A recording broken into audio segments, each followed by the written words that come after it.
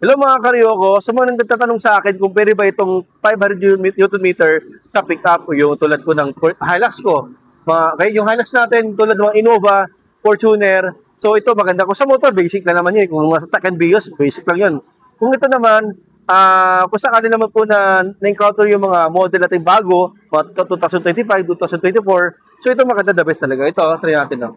Ito yung pickup, bossing. Wala boss ha, ito.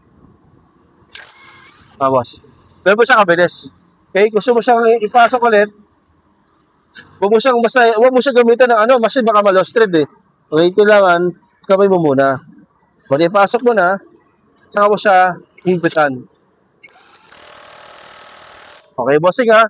Yung bossing kaya niya, 500 Newton meter Ryoko brushless, kaya niya. So ito, ang presyo nito ay 1,650. 1,650. Maraming salamat po.